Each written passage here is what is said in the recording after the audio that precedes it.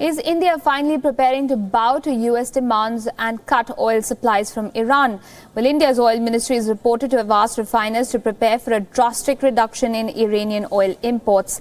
India's oil minister Dharmendra Pradhan indicated as much when he told reporters that the country's policy with regard to Iran would be dictated by national interests, saying, quote, "I know to have a healthy energy mix, we can get oil from anywhere. The rest depends on geopolitics, and those decisions will be taken based on the situations. We will go by our interests. When we decide anything on Iran, we will inform you." End quote.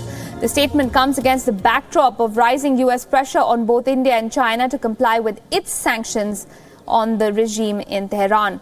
During the Barack Obama presidency, New Delhi had won a waiver from the sanctions for oil imports from Iran, but had to cut trade in other items from the country. The Trump administration, on the other hand, has been unrelenting. On Thursday, visiting American envoy to the UN, Nikki Haley repeated the American position on Iran in Delhi. Iran is a theocratic dictatorship that abuses its people, funds terrorism, and spreads conflict throughout the Middle East. The Tehran regime is the hidden, and sometimes not so hidden, force behind most of the conflict in the region, and its aggressive ambitions reach much further abroad. Iran's pursuit of a nuclear weapon threatens all of us. Haley's comments came a day after she met Prime Minister Narendra Modi, seeking to boost bilateral ties. The two sides are already engaged in difficult talks on trade and tariffs. The 2+2 dialogue between the two also stands postponed despite assurances from both sides that all is well. India is the largest buyer of Iranian oil after China. Iran is in fact India's third biggest oil supplier after Iraq and Saudi Arabia. New Delhi can make up for the disruptions with supplies from Iraq, Saudi Arabia and Kuwait, but the oil bill will surely go up. Iran has been offering India discounts on insurance and freight, which the other countries are unlikely to offer.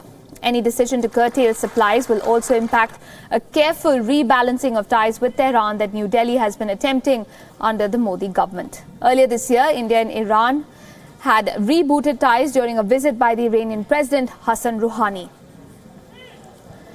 He was the first Iranian president to visit India in a decade. The two sides had signed over a dozen pacts, including one on long-term strategic partnership on energy security after talks between President Rouhani and Prime Minister Modi in New Delhi. In fact, India has cultivated ties with Iran on a track parallel to that with the US, Israel and other West Asian countries. India sees Iran as a strategic ally as it counters Pakistan's larger destabilizing influence in the region. New Delhi has been developing Iran, or rather helping Iran develop the Chabahar port that gives it access to Afghanistan by bypassing Pakistan. Earlier this year, the Trump administration decided to unilaterally withdraw from the 2015 nuclear deal between Iran and 6 world powers. The sanctions regime followed. India had been hopeful that it will find a way to bypass the sanctions again, but the US has been insistent that New Delhi also cut supplies from Iran in line with its decision.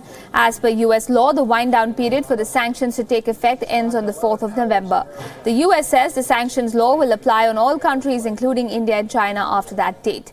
India is now reassessing its position since many Indian companies have an exposure to the US financial system and may thus be severely impacted. China, on the other hand, which is the largest buyer of Iranian crude, is yet to make its position clear, given that it is already engaged in a multi-billion-dollar tariff war with the Trump administration.